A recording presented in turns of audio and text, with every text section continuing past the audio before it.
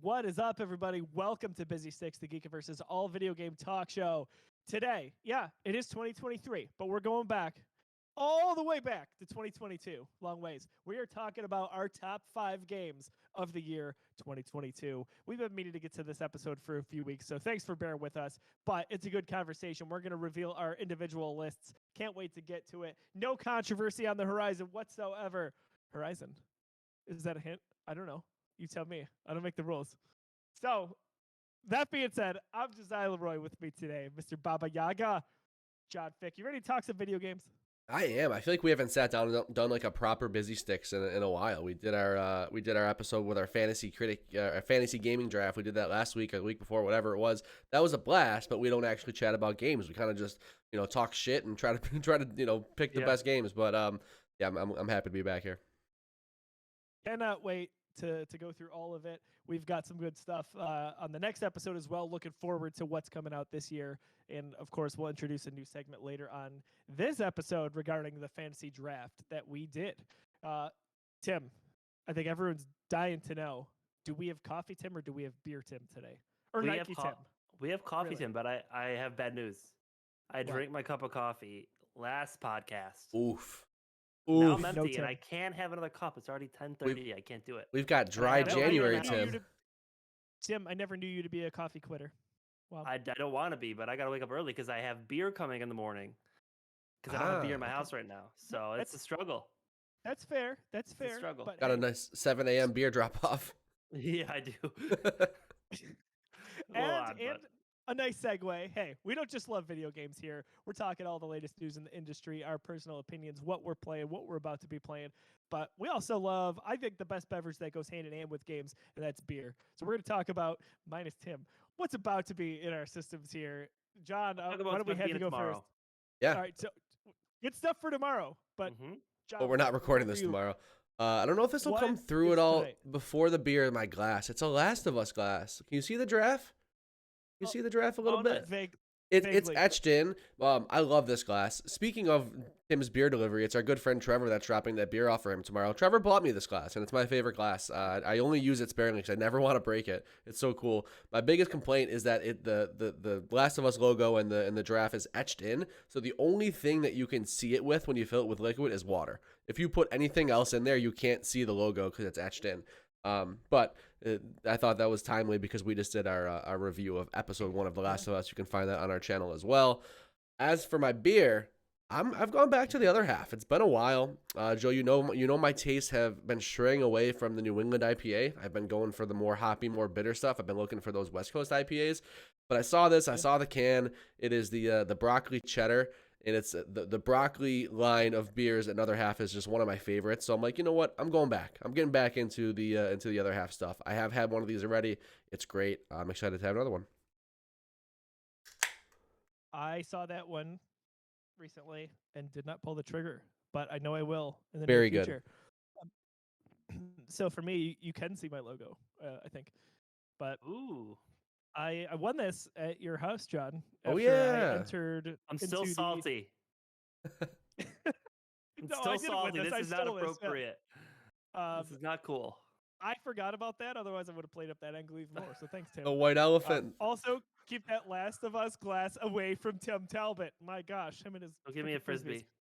So, he'll snipe you. Tim's gonna break it. I'm gonna regift it. No glasses are safe around here. So I brought the glasses that Tim gifted to John for John's birthday. Follow me here. That were stuck at my house. They had a great host. They were here for a number of months.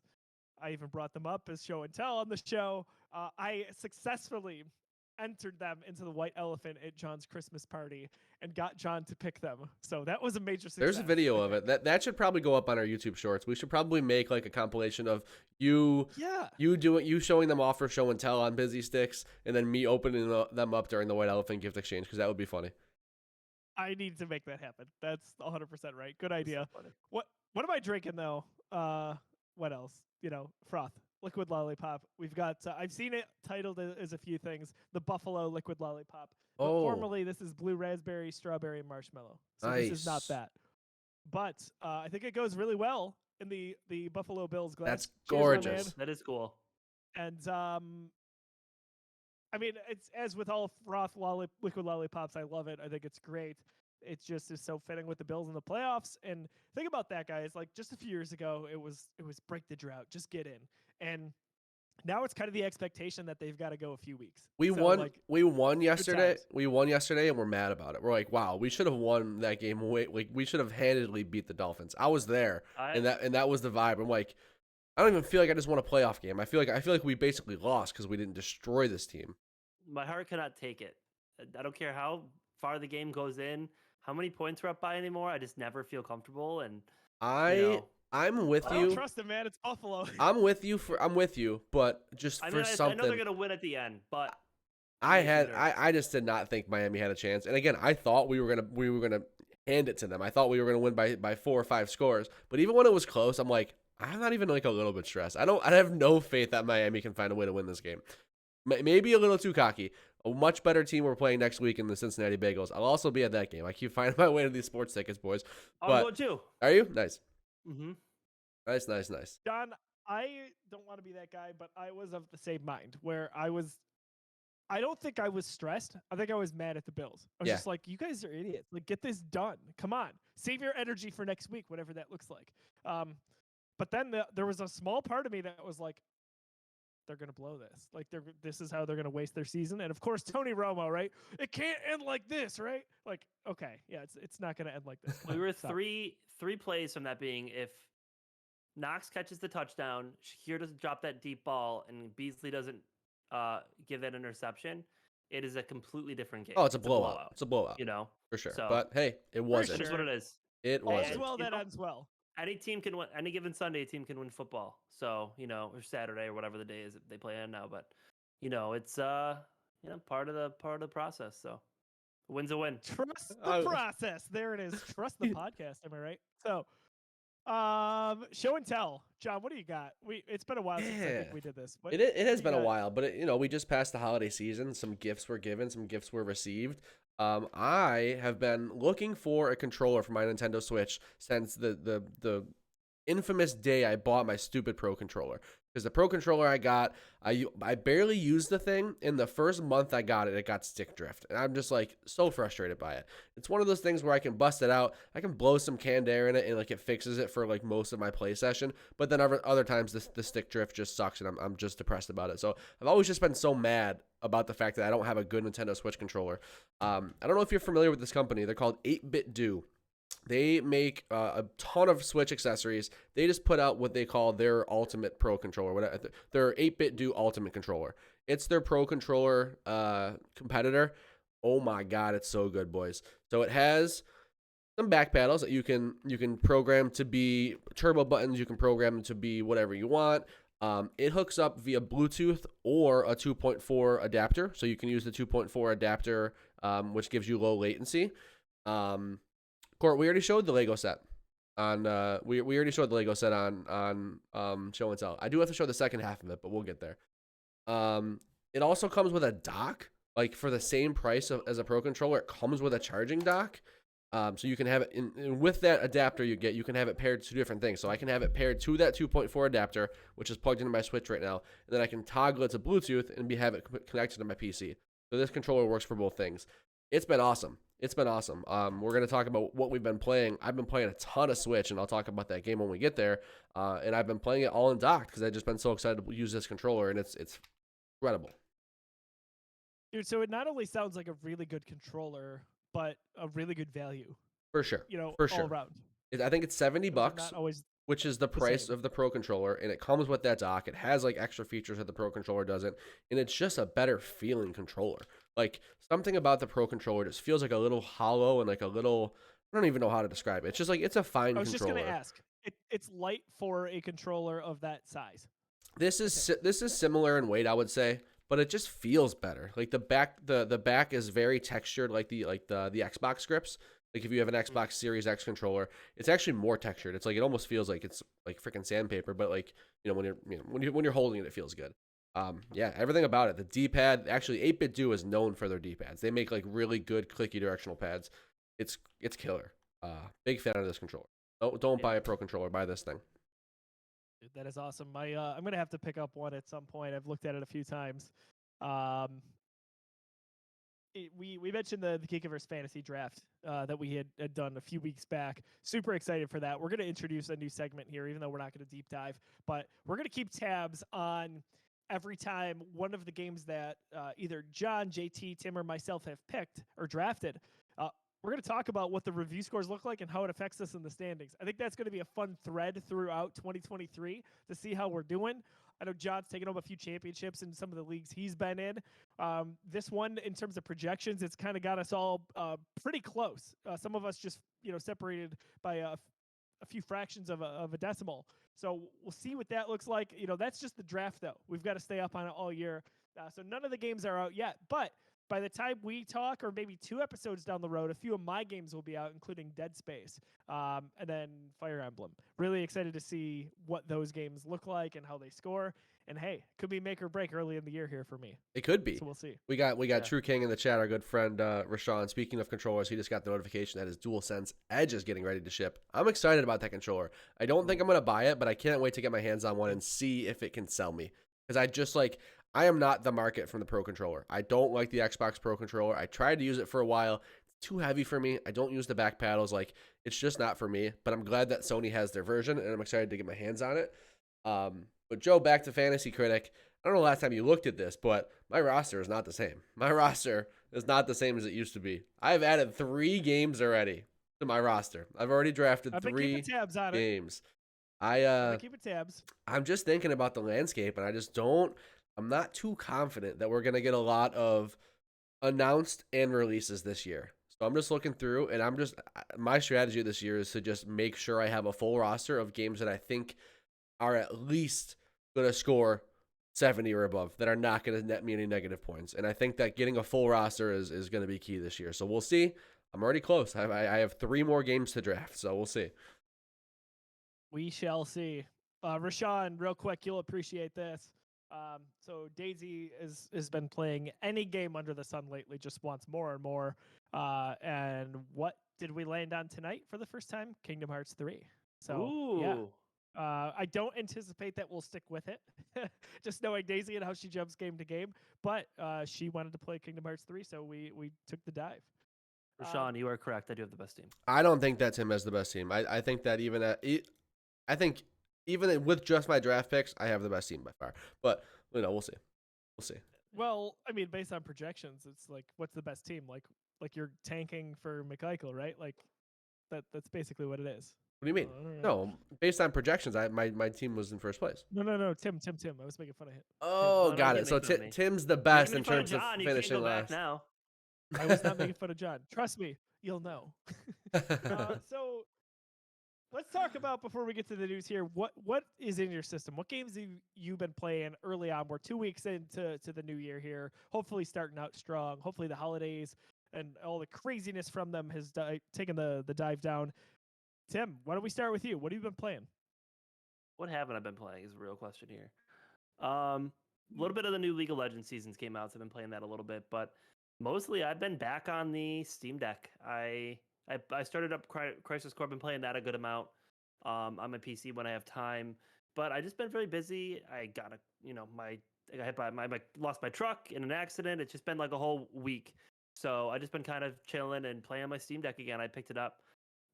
It's Backlog City, so I just finished Ender Lilies, which is a great Metroidvania platformer. Very, very good. And I was like, what should I play next? I've been doing some digging, and I was like, hey, I saw that Ori and the Will of the Wisps was on sale, so I picked it up, and I've been playing that on my Steam Deck. Even though it's not compatible, it says it works like a dream. It's awesome. So it says not compatible, and I was like, I'm gonna try it anyways, and it works great. So don't you love that? That's the best feeling. Yep. Like, yeah.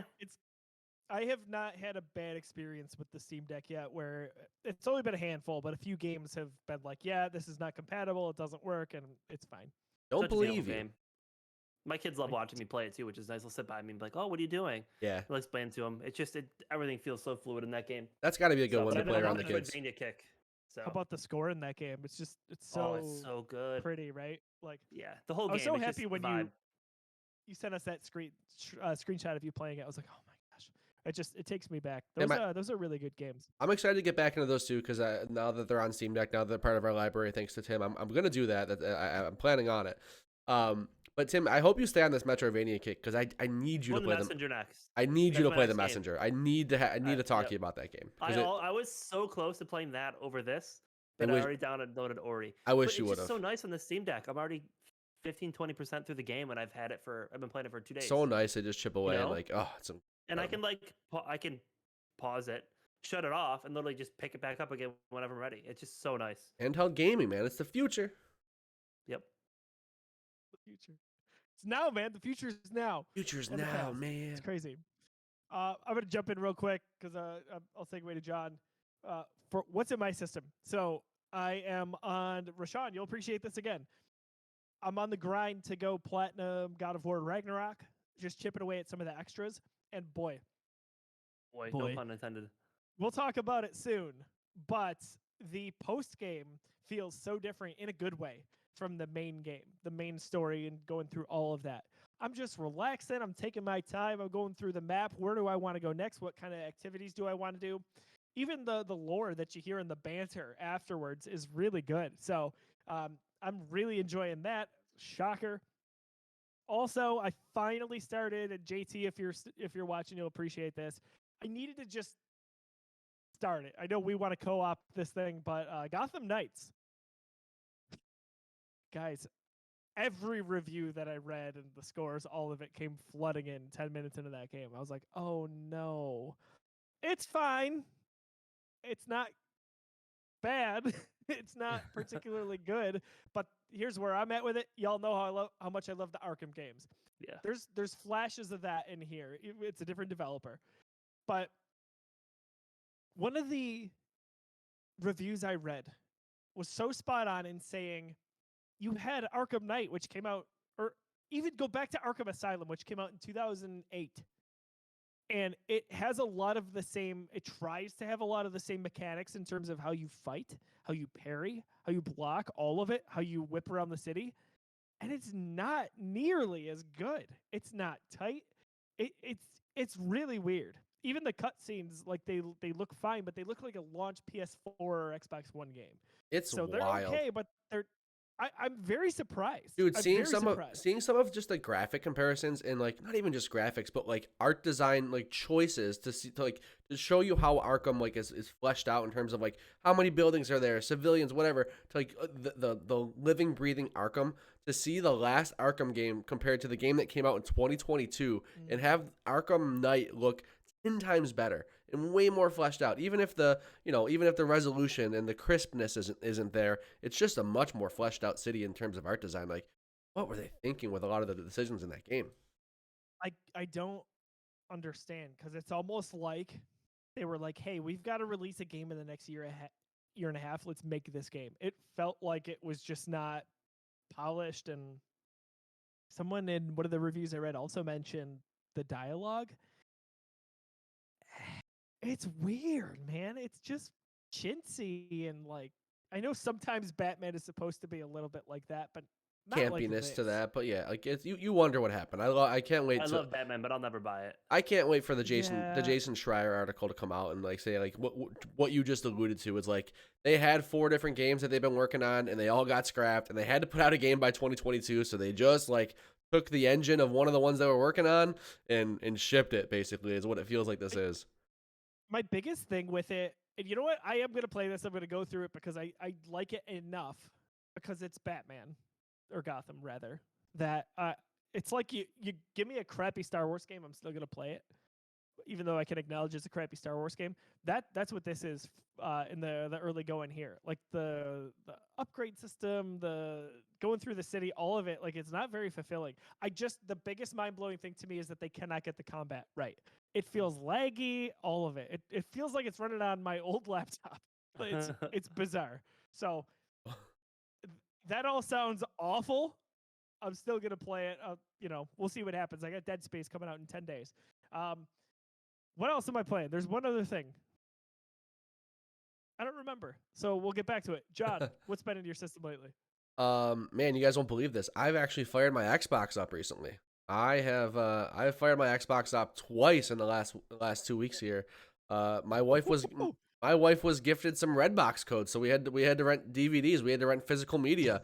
So I sat down and watched Jordan Peele's Nope, and then I watched another movie called Smile. Both pretty good horror movies. It was finally got some use out of my Xbox. That's the only thing I own with a disc drive. I texted you guys when the day the storm hit, and I was like, so finally touched my Xbox again. 17 seconds later, John goes, so you had to watch a Blu-ray. I was like, I remember that. That's exactly what happened. So dude, good. Okay, so I remember the game. I'm sorry to cut you off, John. Oh, you're good. My Xbox.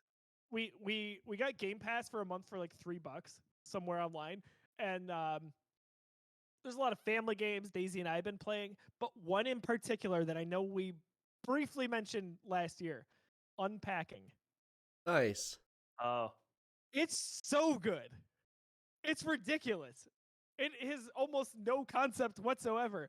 But I remember we watched the trailer to it, and Lauren's like, I love that game. I can tell you right now without playing it, it's going to be awesome. And I was like, it's so stupid. You're just literally unpacking things. And she goes, do you ever think that gaming could just be a relaxing experience? And I was like, get her out of here. 20 minutes later, I'm like, Lauren, I can't get enough of this game. I need to play it nonstop. So what's the premise? You're literally unpacking boxes in different time periods. So it's like 1997, then 2004, then 2007. And it's different time frames in your character's life that you don't ever see. But it kind of sort of tells a story. And it reminds me of Gone Home from a few years back, where like a little bit of the same, but this doesn't even give you dialogue. It doesn't give you journals. It's just vibes. It's just vibes. It's so good. I feel so good when I'm playing it. Unpacking. If you haven't heard of it, it's on Xbox Game Pass. You need to go play it. It's ridiculous. That's the game. John, Joe, I need to go on a slight tangent before I go into what I've been playing. You mentioned that you got Game Pass for like $1.50 or whatever. You sent that link to us. Joe, I signed up for this website. I bought it. I completed my transaction. I get an email from the company saying, hey, this is a new account. We need to verify that it's real. Send us a picture of your government-issued photo ID. Is what? What? They're like, we will not release this $49 Game Pass code to you until you send us a picture of your government ID. And they're like, we understand this could be a bit jarring. Click here to cancel your order. I'm like, what? I canceled my order, man. I'm like, what is going on? Oh my god! Isn't that bizarre? I was gonna say, so you sent the ID in and you got your Game Pass. Yeah, I mailed it to them. Isn't that bizarre? Interesting. They're a phishing website. Well, like, but like, are they though? Because it worked for you. Maybe they. I don't know. Maybe they get so many actual phishing attempts that like they do need to do that every once in a while. But I was still worried. I would not have done that. CD Keys, that website. Yeah, for sure. I use them all the time. Yeah. That's exactly what that website felt like to me. Right. And I got my code. It was like you bought it on Best Buy. Just you download it, no problem. It worked, no problem. Yeah. And it seemed like that. But then I got that email like, hey, we're not releasing your code until you send us your government ID. I'm like, what in the world? Oh my god. So I don't know. Insane. Maybe something about my purchase flagged it. Like, I don't know. It's super bizarre. Super bizarre. So I did not get my the name Baba Yaga. I didn't. No, I didn't. I gave him my real name and everything. So we finally caught the boogeyman. Yep. So I have not been playing Game Pass. What I have been playing though is I posed this question to our TikTok. So if you follow us on TikTok, you already know the answer to this question, to what I've been playing. Just a question I was fascinated with is, hey, what's a game in your backlog that you know you're gonna love? You're not just sitting on it because you're not sure about it. You know that it's a game that's made just for you. You're just waiting for the right time. My game has always been Mario Galaxy. I knew, like, I love 3D Mario games. I love space. Like, it's a match made in heaven. I just haven't played it because I'm just waiting for the right time. I'm just waiting for the time where I just, like, I don't know. I just want to feel cozy and I want to play Mario Galaxy and just have the time of my life. Boys, I've been playing Mario Galaxy and I've been having the time of my life. Like, dude, it was something about the holidays, something about losing power and like having my Switch where like, I just needed something to pick me up. And I'm like, this is it. This is the perfect time. I don't have anything that came out like that's new and pressing that I have to like review or anything like that. This is the time. This is when I start Mario Galaxy. Got my new controller. Like this, like the stars aligned. Pardon the pun. I'm having the best time of my life. Mario Galaxy is so much fun. I love. It's so good. It's so good. It's a good game. I love 3D Mario games. I missed the boat on it. Yeah, for sure. Like, Did you ever play it or no? I played when it came on Switch. Yeah. Okay. Did you finish it? Joe, you played through it, yeah. So when it came out for the Wii, I had a Wii, but I was like, again, you heard me talk about it not too long ago. I'm like, I was a very, very casual gamer back then. I bought the Wii to play Wii Sports. I wasn't trying new stuff. I just knew that I wanted to play bowling and baseball. And like, my Wii was a novelty item for me, and I played it for a few months and then sold it. I had Mario Galaxy because I just wanted to have some other stuff for the game, and I barely played it. I jumped around the first few worlds, and I'm like, all right, that's it for me. I played it. Now I'm obsessed with 3D Mario games. Like, I want all the 3D Mario. So saving this, like, it's been perfect. The holiday season, having some extra time off, being home, having it on the handheld, having my new controller to play it docked. It's been a blast. I've been playing so much Mario Galaxy. God, that's the exact way I felt when I played that. And when that collection came out, that's what I jumped to. It was calling me for some reason, so I played that right away. And same thing, like Mario Odyssey is my favorite Mario. I would say Galaxy was probably second. So many good ones to choose from. 3D World is up there for me. Those are the two. Yeah, 3D World's up there. 3D World is like that's also great. That's the game that made me realize that, like, I love 3D Mario games. Like, that, like, might be my top 3 franchise for me might be 3D Mario games, but a conversation for another day. What else have I been playing, dude? I can't stop playing Marvel Snap, and it's a problem. It's a problem. I play a lot of Marvel Snap, dude. Like, I'm still putting in on the days that I decide to launch that game on my phone or on my computer, because I've been playing on desktop too. The days that I decide to open it, I put 3-4 hours a day in easily. I'm just playing it all day. Like, not like I'm cooking my food. I'm playing games. I'm all over the house. I'm playing Marvel Snap, and it's so much fun, and it's such a good game. And if you haven't tried it yet, try it. Marvel Snap's sick. It's awesome. I have it downloaded now. I just have something opened it. That's all I'll say for now. But that's what I've been playing. Oh, for Mo, listen to that. Oh boy, ladies and gents, I think we've got quite the list coming here for Game of the Year. Also, one last tie-in. I think it's so funny that John was like, you know what? I'm going to turn my Xbox on. And then he has to freaking show his ID to get the Game Pass. Like, it's not meant to be, my friend. It's just not meant. And dude, that was my foundation in gaming is Xbox. I was an Xbox fanboy for the original Xbox and the 360. I didn't choose this.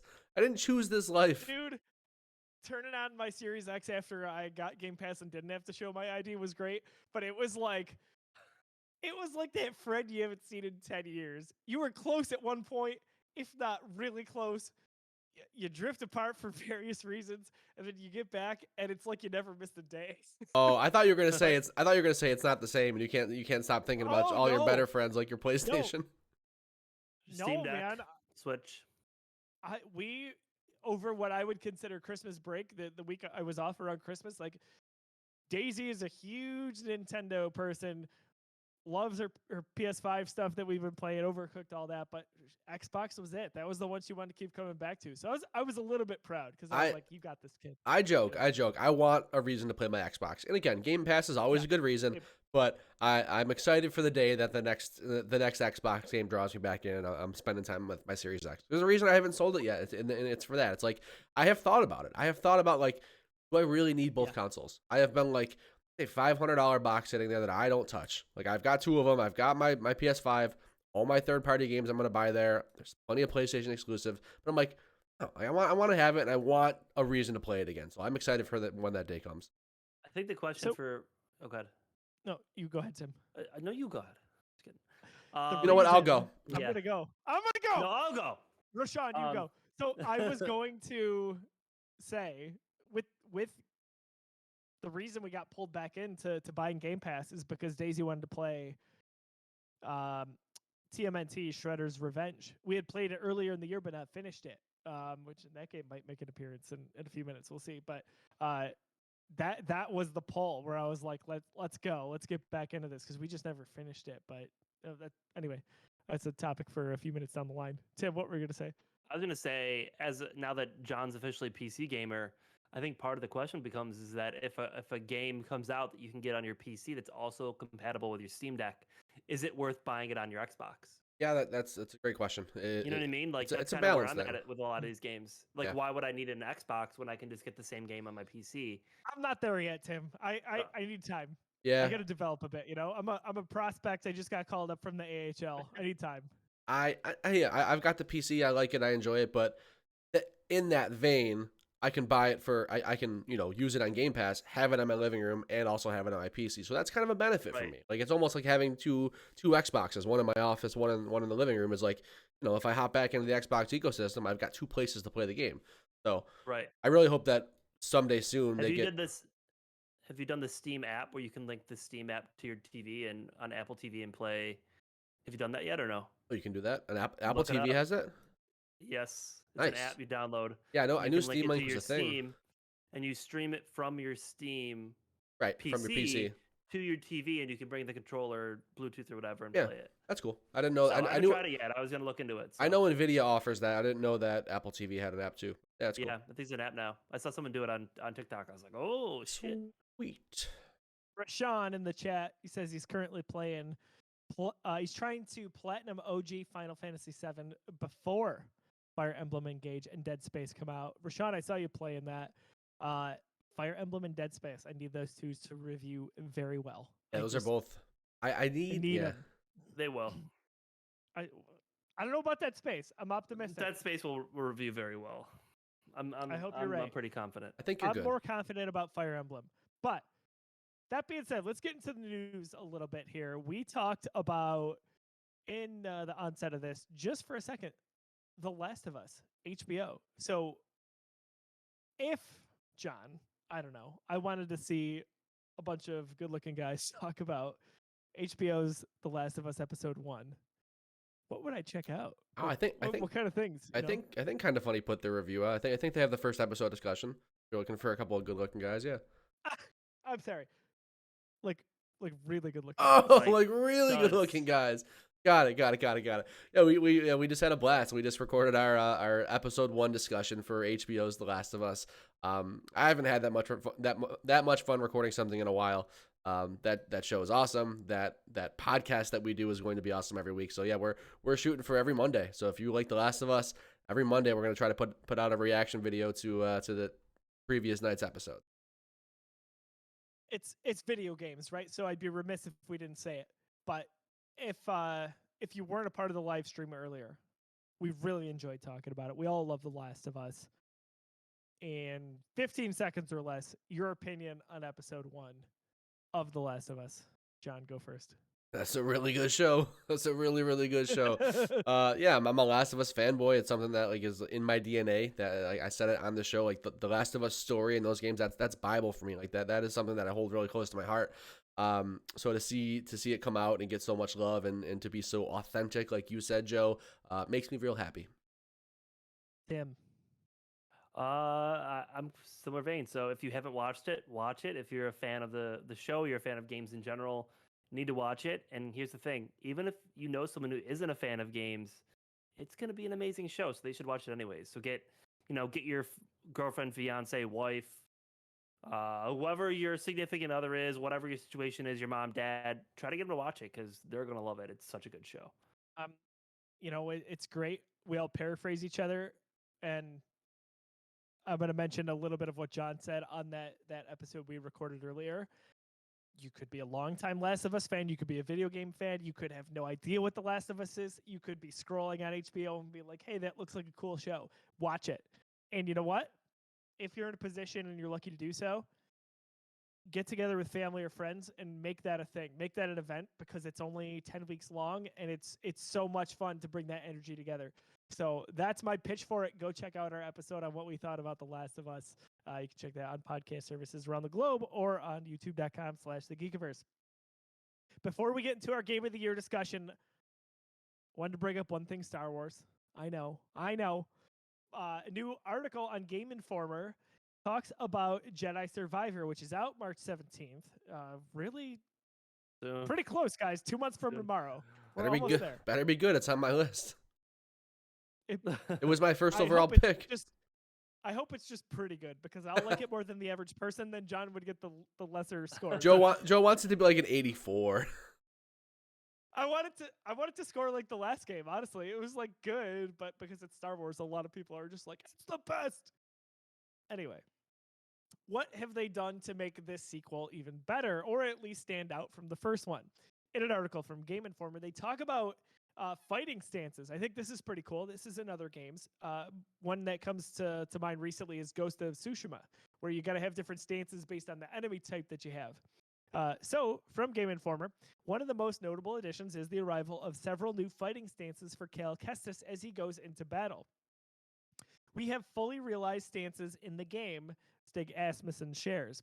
A lot of it depends on the enemy that you're coming across.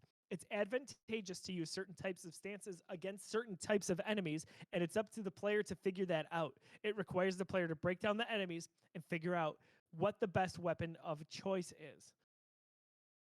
I kind of like that, right? That feels like the natural progression to me, just a little bit. I don't think this is going to be super prominent. You know, this will be just enough to add that extra layer in. For sure. I love how you say, games like Ghost of Tsushima have done this. No, they just took that. They just took that shit. That's the same thing. That's the exact same thing. It's a sword fighting game. That's like the prominent mechanic in that game. They just took it. They're like, yeah, let's do that too. So that's the one example of a game that like prominently uses stances in sword fights, and they're like, that was successful. We have a sword. Ours is a laser. We're gonna do the same thing. So I'm excited for that. I like when games take mechanics from other games. Fine. It's You're funny. Supposed to. You're supposed to do that, but make it better. Share the love. Yeah, I'm excited for it. I love that part of Ghost of Tsushima. It gave extra depth and dynamics to the to the combat. You could have just brute forced that game and not really cared about that stuff. Could have just gotten over leveled and just chopped through everybody, and eventually you would have figured it out. But if you took advantage of those stances, you had a lot more fun with the combat. So I hope it's the same when the sword is a laser. Yeah, same. Guys, I had a moment where I almost went back and pre-ordered that collector's edition. Is it gone now? Limited run. I assume it's gone now. Yeah. That's why I didn't. It's for the best. It is for the best because Derek let me just stand there with his Cal Kestis lightsaber, and I was like, I need this. Thankfully, it was gone. So, gents, let's get into Game of the Year 2022. Top 5 games. We're gonna go 5, 4, 3, 2, 1. We'll just go round robin here. We'll talk about the game, and we'll all pipe in if it also appears on our lists. But if you saw TikTok, you already saw John and Tim's lists. Mine, I'm gonna have a few games that I don't think you've seen coming, depending on what I played or based on what I played towards the end of the year. So I'm excited to reveal those. But John, why don't we start with you? Game of the Year 2022. What was your 5th game? John, we got you on mute. Here we go. Fixed it. But number 5. I already said it, so I can't say it twice. I'm just kidding. I didn't say it anyways. We don't know. Number 5 for me is none other than the aforementioned teased Marvel Snap, baby. Marvel Snap. I'm making this list. I'm thinking about all the stuff I played this year, and I'm like, there is no way I can put together this list and not have Marvel Snap on the list. The amount of time that I spent with this game, how much fun I've had with it, the conversations I've had with my friends who play this game, the different strategies, the amount of fun I've had watching other people play the game and see the way that they build their decks. Here's my pitch on Marvel Snap. If you're unfamiliar, if you think it's just some stupid mobile game, I promise you it's not. I don't play mobile games. This is the first mobile game I've downloaded since Pokemon Go in 2016. Like, this is different. It's built different, man. It's a lot of fun. It's a card game, but the games don't last more than 3 minutes. It's super quick. All of the game is completely free, and the free-to-play model is just about cosmetics. All of the different characters you just unlock by playing the game. You just play, your level goes up, and as you level up, you just unlock more cards. You get all the characters you want. They have different abilities. They've got different themes. You build different decks based on those abilities. I'm learning so much about different Marvel characters that I've never heard of. Like I'm using Morbius in my deck right now. I didn't even watch that movie. I want to watch Morbius now just because I've been playing his cards so much. Right, like what is wrong with you? I want to morbidly watch Morbius because I'm just so familiar with his character from Marvel Snap right now. It's just a blast. It's a time killer, but it's also so deep. It's so much more than a time killer, which it certainly can be because, again, the games are quick. You get yourself a little deck. You can just hop in, play a 2.5 minute, 3 minute game. Like, you can kill some time with it, but you can get deep with it. You can build multiple different decks. I've got 7 different decks. My good buddy, friend of the show, Aaron, he's got like 15 or 16 decks that he's messing around with. Like, there's so much to it. And again, the free-to-play model is as good as Fortnite. It is literally just cosmetics. We can all play the same game. I could spend $1,000 and you could play for free, and I've got no competitive advantage. We've got the same cards. We unlock them at the same rate for the most part. You're just getting cooler looking cards. They've done such a good job with this. They've done such a good job. If you have any interest in Marvel and you just want to find a new game that has like a really, really solid gameplay loop that you don't expect to love it the way you're going to. I'm not a card game guy, but oof, it's got its hooks in me, and it's a lot of fun. I promise you, download Marvel Snap, you won't regret it. I need more Aaron in my life. You know, speaking of Aaron, that's awesome. That's one way to get it is to download Marvel Snap, and he loves that game. He will talk to you about Marvel Snap. There you go. Okay, that's what I'm doing right now. Absolutely. So, John, you said 3-minute matches roughly? Yeah, exactly. Yeah, for sure. They can be quicker. So, they're 6 turns, and they last like 30 seconds each, basically. Think about that, guys. He said he plays sometimes 3 to 4 hours. That's like 30 matches. It's crazy. It's a lot. Crazy. You spent a lot of time messing with the decks, though. Dude, when the game first came out, and I was dead into it, I had 8.5 hours of screen time on that app. The day that I really, really got into it. Yeah, 8.5 hours I was on that game. It's awesome. Damn. It's not a mobile game. It is not some stupid throwaway like little collectible BS. Nothing. It's deep and it's fun, dude. It's so good. And it's on my game of the year list. Are you kidding me? Yeah, it's crazy. It feels. This sounds funny to say this term, but like, if you think about like console predominant gamers, which is what we are. We also have Steam Decks or PCs, but we don't really dabble in the mobile. Like, this is the one that transcends it. Also, like Pokemon Go did. And that seems like once every 6 or 7 years, which is once in a generation, right? Like these are crazy games that just take off, and the people will be playing this for years. It has a lot to do with the property, for sure. Like I would not have been involved. I would have never downloaded this if Marvel wasn't at the forefront. I would not have cared about this card game and these mechanics that are introduced. I wouldn't care about that. I would have never downloaded this. But it's Marvel. I want to have a cool Guardians of the Galaxy deck where I've got my Infinity Gamora with my Star-Lord, and like I'm playing with these characters, and like I'm making decks that like maybe aren't the best mechanically, like the people who take that stuff real seriously, but like I want to play with Star-Lord, so I got him in my deck. So it's a lot of fun. I recommend trying it out. It's way deeper than you would expect, and it's real cool.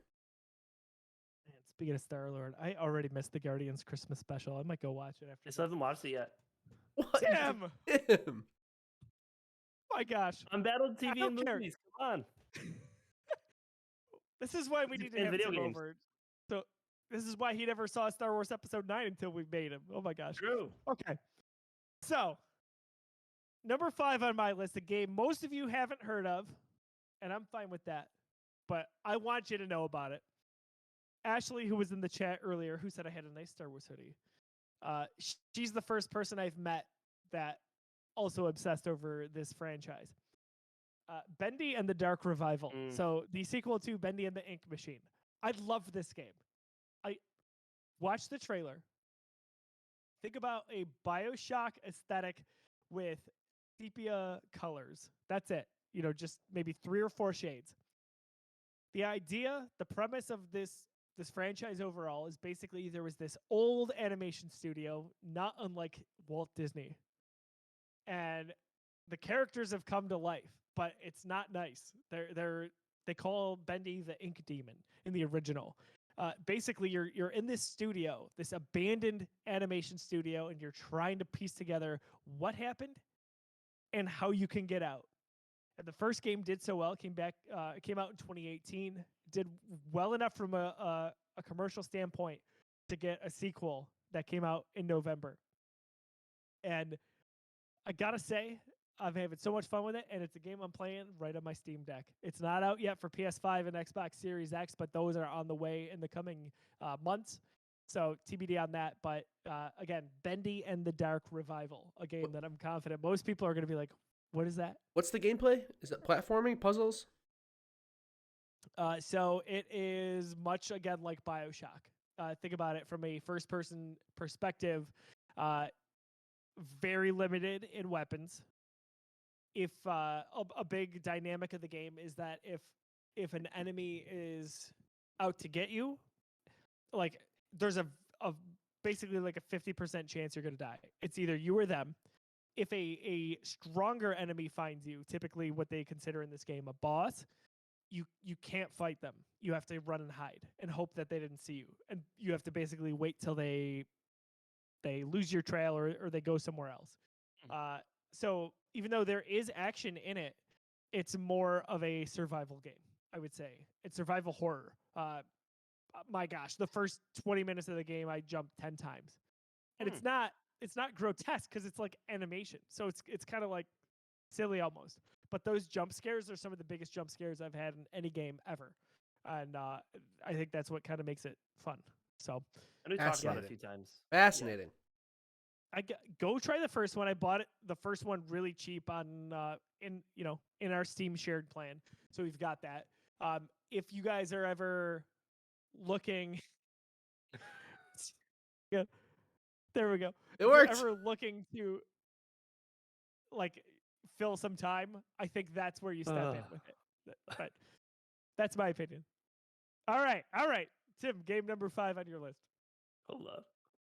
We need a cut of you telling us that it's okay just to do this, and then your camera going all fuzzy and us just going like this.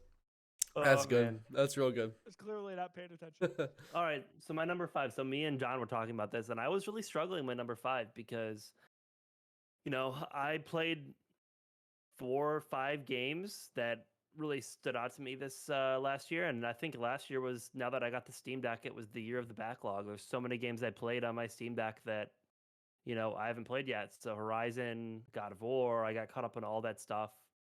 Resident Evil Village. There's just so much I played that didn't come out last year.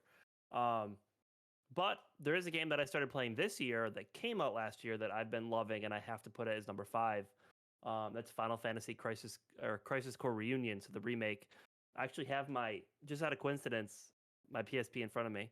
So I actually bought my PSP just for Crisis Core and Parasite Eve because I really wanted to play them because they were out. So I actually went to Oogie Games on Transit Road in Depew and went in and bought my PSP and bought Crisis Core. It was one of those ones where it just has like didn't have an actual cover. It was just like the cover because all they had was the UMD disc. Yep. So I bought that, and for those of you who don't know, it takes place before Final Fantasy VII. It came out after it on the PSP, and it talks about Zack. So Zack essentially is the mentor to Cloud, is the main protagonist in Final Fantasy VII that came out for PlayStation way back, and then it was a remake. And you just kind of see what makes Cloud, and the game can be kind of corny at sometimes because that's the main character Zack's personality, but it's the first action game that came out, and it's so good. It just really is so good. I've been loving it, and it's one of those games where I want to do a little comparison video of having it up on the PSP and having it up on my Steam Deck because it's night and day. So, but they remade it all. I mean, it's so good.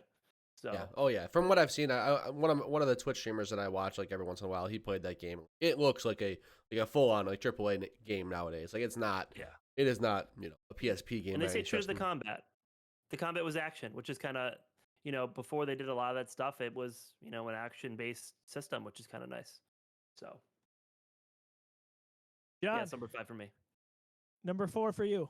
Number 4 for me, this is one of 2 games that I would say that I'm confident is probably on all of our lists. Could be wrong about maybe Joe, but I think it might be. My number 4 is Neon White. Wow. Dude. Neon White's a game that like I did not expect to love the way that I did. I heard about it. I heard that it's like it's a speed run based card based shooter. And I'm like, card based? I don't like Says the guy who has Marvel Snap on his list, right? But like when I heard about it, I'm like, I don't care about like, you know, card mechanics in my game. Throw that out the window. That's not what it's about. Like Neon White is a fast, action-packed, like shooter platformer, and they somehow weave the fact that you have to get through these levels as fast as possible. They weave that into the narrative, and the narrative is basically a visual novel. And the narrative is super interesting. Like they build this really, really interesting narrative, and the gameplay backs it up. Like I didn't expect both of those things to work. I'm like, okay, either this game is going to be super fun to play. It's a super small studio, right? Like it's the guy who made Donut County. That their last game was Donut County, the mobile game that was on. I think it was on Game Pass too. But like super small scale game, right? To see a game like this come from them, a full-on first person with weapons, with speed running aspects, I'm like, all right, which part of this is not going to work? What's going to shine?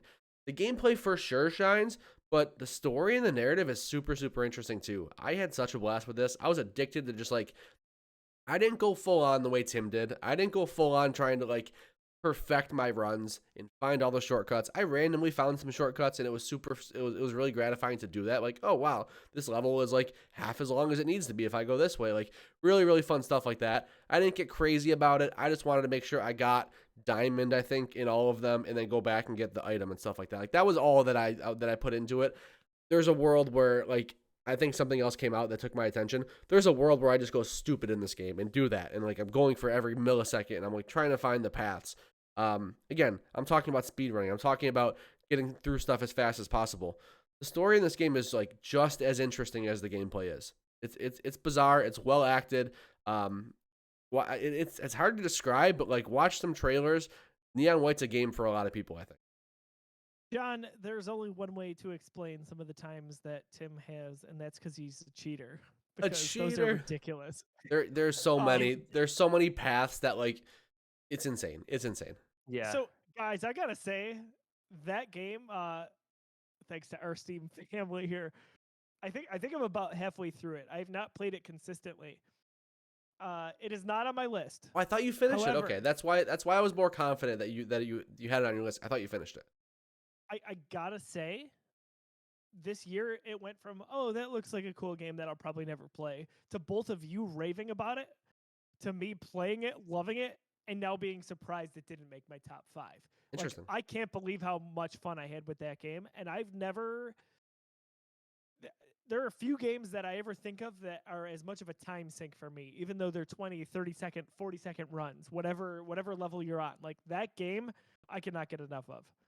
It is really good, and I'm not someone who would normally play a game like that, just like John described. So that is a game that if you're intimidated by challenge, if you think the narrative's not for you, if you think the style's not for you, just give it a try. I think you'll be an addict. The gameplay is so satisfying. They just encourage you to chain together these weapons. So like basically the weapons pull you through the map. You shoot this thing with a shotgun, it pulls you closer to the objective. You shoot this thing with like a grappling hook. You have a rocket launcher that boosts you up, and the levels are designed like there's only basically one way to complete the level in terms of like the canonical way to get it. Like you have to do it you have to do it one time the first way through basically before you can start speed running stuff, right?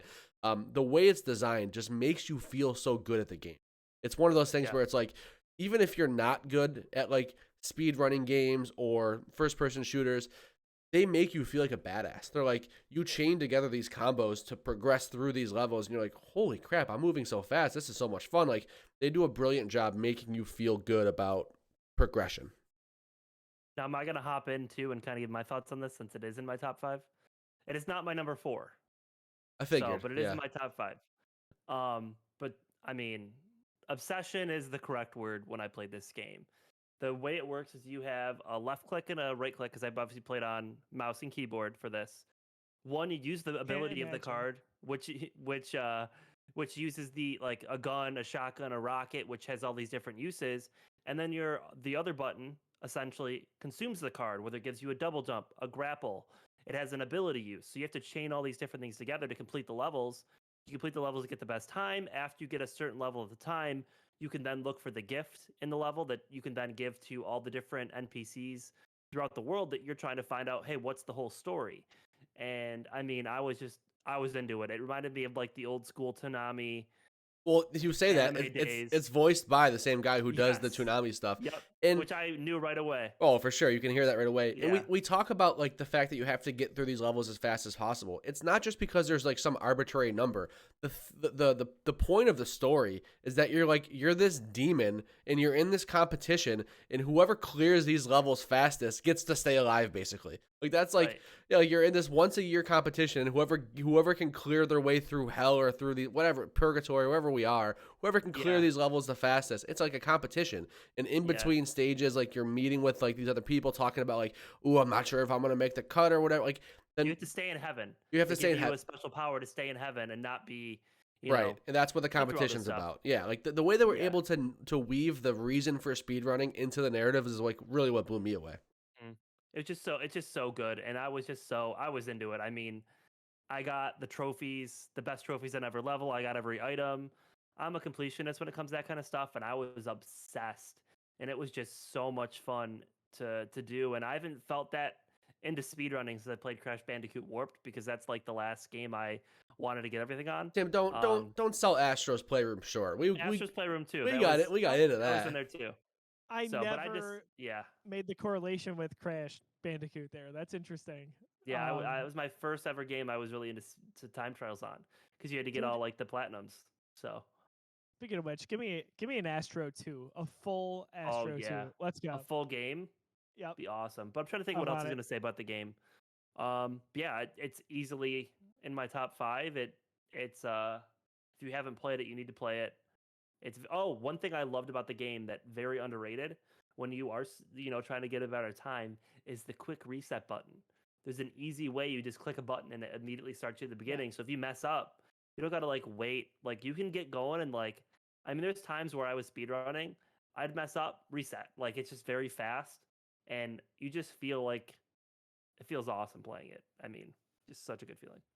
I've been playing that on Steam Deck, and it just feels so made for that. It's so good all across the board. What's funny is I didn't know exactly what the game was at all when I started it. So in the first level, I was just like exploring and looking around, and I'm like, oh, this is time trials. Got it. So I had so much fun with that game going, like, there's some levels that I struggled to kind of pass at first. And then there were some where they clicked, but then I would go back because I was like, oh man, I gotta do better. I know I can do better on this one. Also, seeing both of you have times and there was motivation, because I was like, oh, I think I can get to this number, and just. And then you see my time, you're like, oh. I came close on 1 or 2 to Tim's, and most of them not close, but one or two, I was like, I'm gonna get them. And then I'm gonna trash talk him. It's gonna be great. And I'll go back in and I'll get the new score. That's how it works. So I know there was the flip side where I'm like, I beat him at a time, but I don't tell him. You shouldn't tell me. 5 years down the line, I'm like, hey Tim, just take the screenshot. Just take the screenshot. Just go check. We'll see. He's gonna go check right now. It's on my honorable mentions, which is mind blowing that it didn't make my list, but it is what it is. Okay, so we're at me, right? Yep. Me for number 4. Another game that out of left field, people are going to be like, what? As Dusk Falls. So Xbox Series X, you can get it on Steam as well. You know me, I love narrative-based games. This is all choice. This is very much in the vein of your Telltale or your Heavy Rain, anything like that from Quantic Dream. This is a really, really good story. It tackles, from a serious standpoint, a lot of real-world issues. There are little facets of it, whether it's addiction or depression, or even things that are darker than that. And the game handles it in such a meaningful way while crafting a good story. Gameplay is not at the forefront of this, right? Because you've just got to make kind of snap decisions. You've got to be fast. I've always liked the games that I mentioned where it was Telltale or Quantic Dream, but really, when you make a decision in this game, it really can branch in a different direction and really change the course of the protagonist in this. The animation style, if you haven't seen it, it almost looks like a painting as opposed to animation at all. So there's stills from the actors and actresses that are involved with this. The writing is absolutely top notch. I don't remember caring about characters I think, quite like I've cared about the ones in As Dusk Falls. What was great about this was not only was I playing on Series X at times, but it is a game that you can play on your phone because it's not super heavy involved when it comes to controls. So that is a game that I definitely recommend you go back to, even if you got to buy it. But Game Pass is where it's at for that one. I'm kind of happy that an Xbox game snuck into my list because I did not anticipate even playing it before the year was over. But then, I got that deal on Xbox Game Pass for $3 or whatever it was, and ended up going to play it. I'm not going to say much past that, but basically the premise of it is a failed, it's not really a bank robbery, but kind of a bank robbery. It goes sideways, and it casts these two families into this horrible situation that they're kind of intertwined with forever. And you get to play out some of the early stuff that happens here. What I really love about this, on my last note here, is that there is such gray area with almost every decision you make. Yeah, you could do this, but how is this going to affect your family? How is this going to affect your friends? It's really special. I'm almost surprised that it's not talked about more from a narrative standpoint, but really recommend doing that. You could probably play the whole game in 5 to 6 hours. It's a game you may want to go back and play again to see where the paths branch off a little bit. But John, I think about like the quarry and how it would like line up how all of your decisions would make sense, or you could go left and make this decision, or right, and this is what happens. This game does it, but it does it so much better, and with a story that feels more impactful to me. So I think at the Game Awards, this was nominated for the Games for Change, or Games for Impact, category. And I don't believe it won, but it got my attention. Again, As Dusk Falls, couldn't recommend it enough. That's number 4 for me. Tim, number 4 on your list. Number 4 on my list is Tunic. So actually got it off of Game Pass. John, I think you might have told me about it. When it first came out, you had mentioned it to me. I'm like, yeah, okay, Tim, you might like this. It's right up your alley. I was like, okay. It's a Zelda game, yeah. Yeah, top-down Zelda, a little John bit of was an extra. Like, I'm gonna stop playing this because I spilled beer everywhere, so I can't. Everywhere. Play it, you should. Yeah, somebody else. Quick thing: As Dusk Falls did win Games for Impact in 2022, the Game Awards. It did win. Thank you. Good to know. So Tunic, top-down, Zelda-style game. A little more difficult than an average Zelda game, but one big thing I loved about this is the discovery aspect. That's one thing that always hooks me, is in this game, you know nothing about the story or where you're at, and it puts you into this world, and you've got to explore, and you essentially get like a game manual that's not put together, and you have to find these different pieces of the game manual that tell you how to play. I went through the longest time without even knowing how to do certain things that I could have done from the beginning, just because I didn't have the pieces of the game manual put together, which I thought was an awesome concept of like, hey, you have all these tools that you can use right this very second, but guess what? If you don't know you can do them, you would never even use the buttons, which is awesome to play. It was such a great game, exploration, there's a lot of hidden secrets and discovery, and it had me getting out a pad and paper and translating stuff from the book. It was just one of those games that hooked me. I'm a big fan of those kind of things because that's how my childhood was, Zelda, top-down Zelda, stuff like that. And it was amazing. And honestly, it was a toss-up between making this 3 or 4, but I had to, go with my gut here. But this was just such a good game. So, yeah, definitely recommend it if you haven't played it. I'm surprised it's not higher for you. I'm surprised it's not higher for you for sure.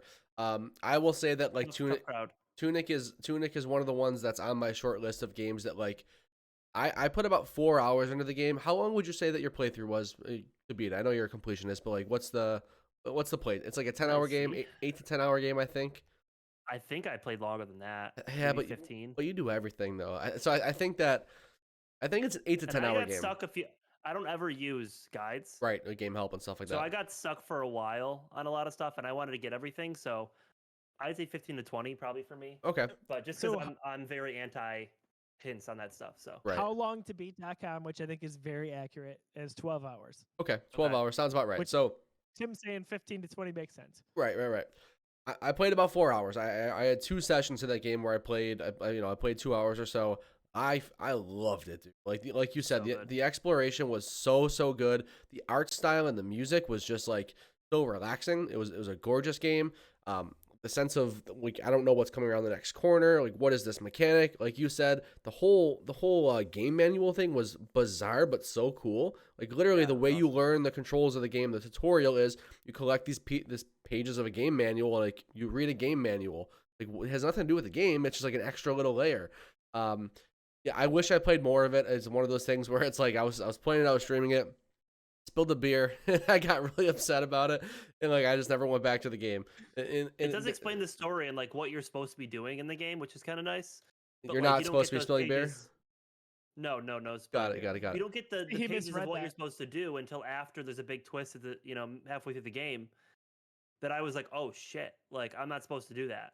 And I had no idea until I got the other pieces of the manual. I was like, this is crazy. It's so cool. It's so good. It's a game that I want to go back to. It's one that almost made my top 5 list, and I only played a quarter of it, or, whatever, 40% of it. Like, I didn't even scratch the surface, but I spent enough time where, like, I knew that game was special, and I had a blast with it. I think about it all the time. I think about going back. Like, Tunic is a really good game. You play it on Steam? I want to get to. No, I played it on Game Pass through the Xbox launcher. I'm just curious if you could play it on your Steam Deck. If it's on Steam, yeah, but like not through Game Pass, you can't. Yeah, you'd have to buy it through Steam. I can't wait until Xbox and Steam just like, hey, Game Pass games, have them. One day. It is on Steam, but you got to buy it. Yep. Number 3. My number 3 was a tough one because I knew I had to give some representation of this franchise and of the year that this franchise had. But my number 3 is Pokemon Legends Arceus. Man, like, what a year for Pokemon. Between Pokemon Legends Arceus and Pokemon Scarlet and Violet, probably 2 of the best Pokemon games to come out in the last decade. Like, I would say for sure the best since X and Y, and some people don't really like those. Huge year for Pokemon, but for me, Legends Arceus takes the cake. I think I'm higher on it than a lot of other people. I really enjoyed the new mechanics. I really liked not having gyms and not having your traditional setup. I enjoyed being back like hundreds of years before the Pokemon world that we know it. The Pokeball is just a prototype that like we're trying to figure out how to use, and we're going throughout this world, and we are literally scouting out Pokemon, jotting down the Pokedex because we're discovering these Pokemon for the first time. And like you're a researcher. That's the point of the game, is like, hey, go out there, see what's out there, and we're going to catalog these Pokemon. It was so fun. I thought they really finally crushed the open world aspect of a Pokemon game. The traversal was so good. You could just instantly fly or glide or be on horseback. Basically, it was a Pokemon, but just like the first time a Pokemon game actually had fun traversal, and the end game and being able to just like the Pokedex was so inviting because it wasn't just go see the Pokemon. There was tasks assigned to every Pokemon. It was like, all right, catch this one 3 times, but also do this with it, like evolve it twice. There was like literally mini missions built into the Pokedex. I just had so much fun with it. I thought the art style was like super unique for Pokemon. There was times in a Pokemon game running on the Nintendo Switch where I was stopping to look at vistas.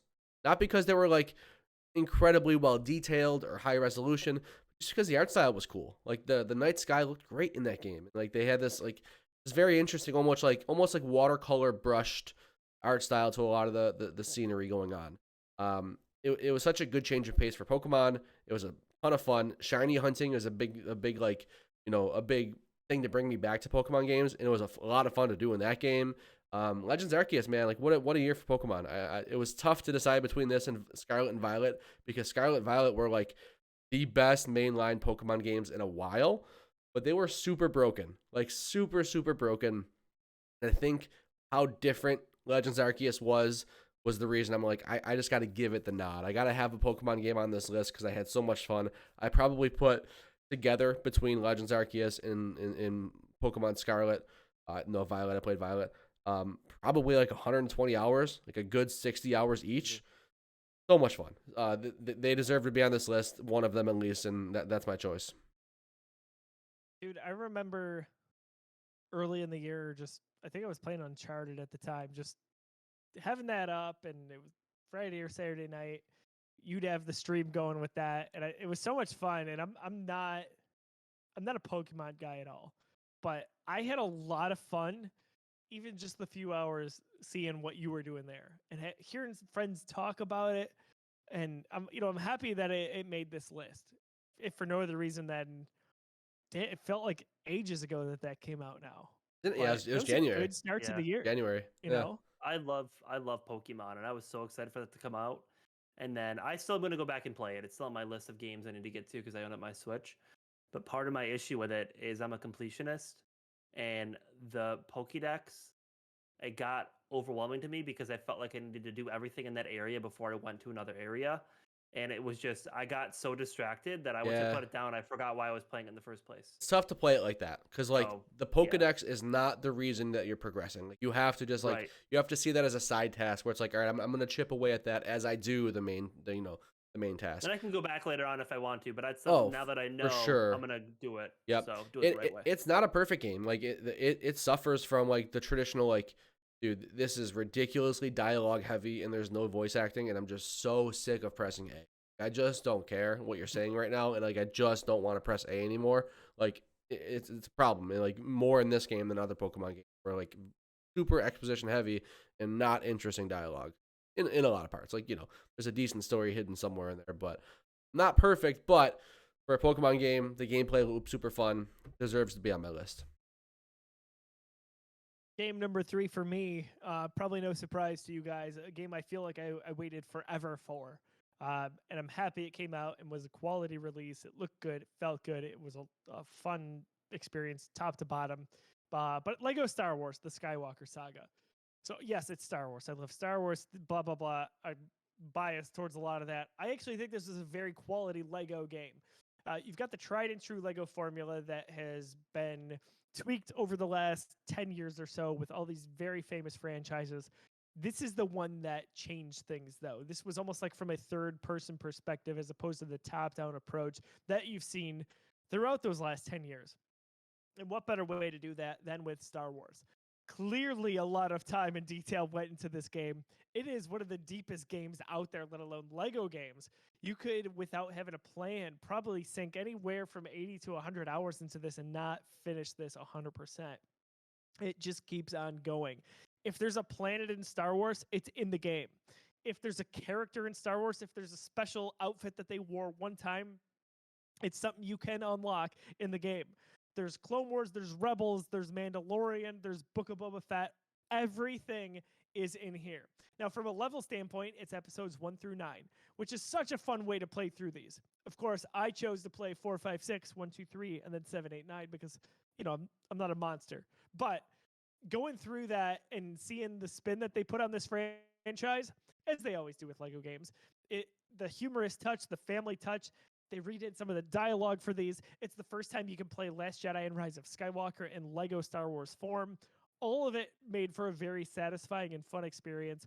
It was awesome having my daughter dive in and this be one of the first real kind of games that she played. We sunk probably close to 100 hours into it together. It's family friendly. You can play it by yourself. You can go off if you have a 4-year-old like I do and not have to be tied to the same screen, which was the thing with past Lego games. But to say that a Lego game is in my top 5 in Game of the Year is kind of crazy. So this is a game where I think maybe its only knock is that it's so big. It's so big. Like, you could spend a long time gunning for this platinum or this 100%. And I'm probably 60% of the way there. I need to sit down and actually go at it again. But if you like Star Wars, I don't care if you play video games at all, this is a game that you need to go ahead and pick up. It's one of those games where we've talked about it before. It kind of transcends whether you're a fan or maybe only play Call of Duty or only NHL. If you just like Star Wars, this is worth getting a system for, even if that is not on current gen systems. Now, last thing I'll mention here is there are some hiccups on it if you play on like a regular Nintendo Switch or maybe even one of the older Xbox or PlayStation models. Keep that in mind because this is such a massive game. It really needs the hard drive space. It really needs that current up to par depth that is going to match the game's energy. So that is something to consider. But if you like Star Wars, you got to play this game. That is without a doubt. This will be my Steam Deck game. Yeah, That's a good Steam. Yeah, that's a good pick up and play portable game for sure. For me, I bought this one with the intention of playing with my wife, and like there's a I say this all the time, but there's a world where that happens, and like I still want that to happen. We just haven't fit co-op games into like our time yet. Like I got games that I want to play with the wife. That's one of them for sure.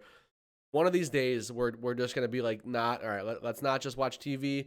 Let's play some games together. That's gonna happen eventually, and that's one of the games for sure. That's gonna be.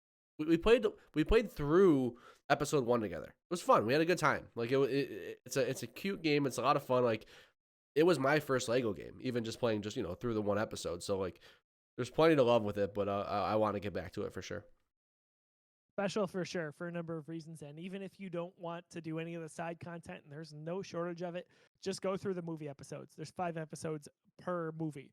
So a lot of fun there, whether that's with your girlfriend, your wife, your significant other, your kids. It's just a good all-round game. And yeah, good times. Nitty gritty here, getting down to it. Tim, what's third on your list? Neon White's number 3. Neon White, I couldn't have put it. I struggle with Tunic in that, but I just love that game so much more than I love Tunic. I love Tunic, but I loved Neon White. I thought about putting it above God of War. That's how much I loved it. Wow. I mean, like, dude, it's one of those gameplay loops that's just stupid good. Stupid good. So. But, all right, gents, here we go. Top 2. Interesting because I've got some games in my head. And there's an explanation for why Tim doesn't have one of them. But John, 2, what do we got? Oh, hang on, John. You're on the suspense. The suspense. Joe, I did. Joe, you haven't seen my list yet, right? Should I freeze on purpose? Yeah, you should. Looking good. You haven't seen my list yet, right, Joe? You didn't see the TikTok? No. You kept away from it. I think you're going to be very surprised. My number 2 game of 2022 is Cuphead, the delicious last course. What? Yes, and I know your shock is that. I only say that because you're missing one. I know. So before before I dive into Cuphead, yeah, Horizon Forbidden West is not on my game of the year list. It's not in my top 5. Dude, it's bizarre. We'll talk about it. I know it's on Joe's list. I know Joe's gonna get to it. So we'll have that discussion when Joe talks about that game on his list. I can only assume. For now, we're gonna talk about Cuphead, the delicious last course, the DLC, if you would. Wow. The Cuphead as a whole package is just it's unreal that this game exists. The fact that this game is hand animated, the fact that it's just so hard, but you just want to keep playing. You just want to learn what you did wrong. You know what you did wrong. You press the button at the wrong time. It's so simple. It's so binary. There's nothing tricky about Cuphead.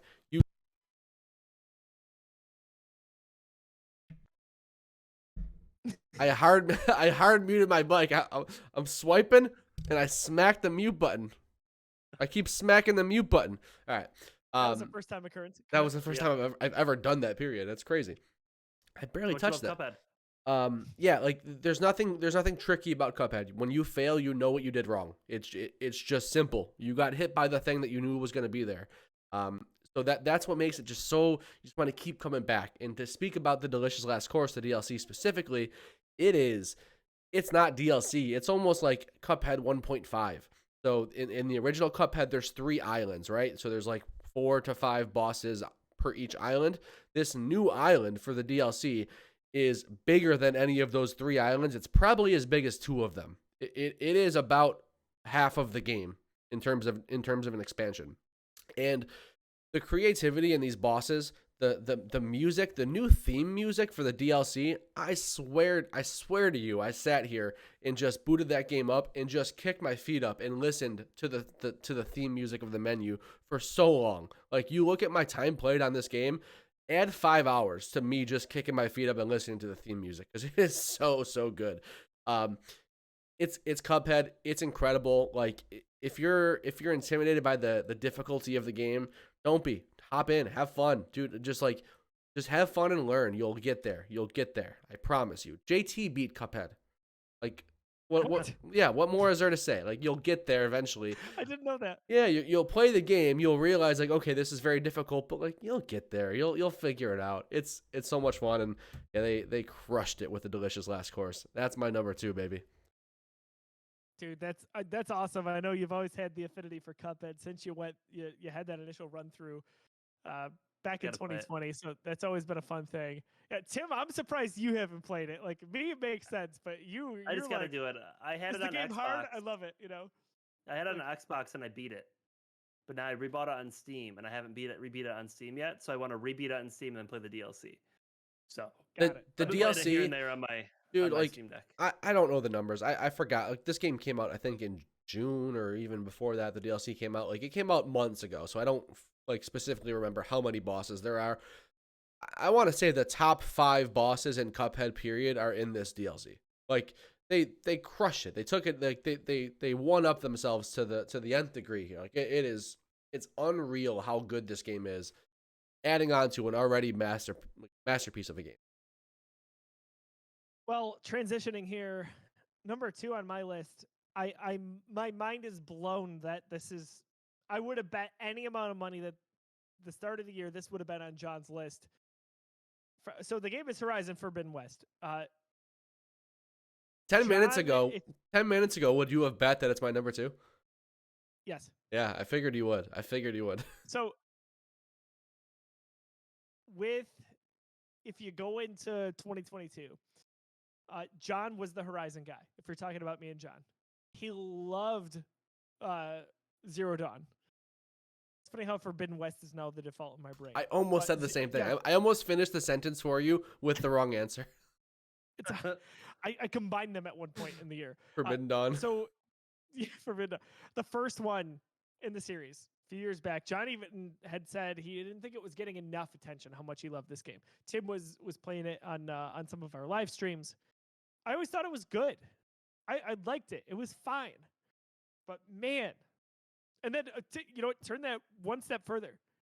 I was the God of War guy. I was like, I cannot wait. Ragnarok, I'm there tomorrow. What happens? We get to the end of 2022. I've got it second on my list, Horizon. John beats God of War before I do.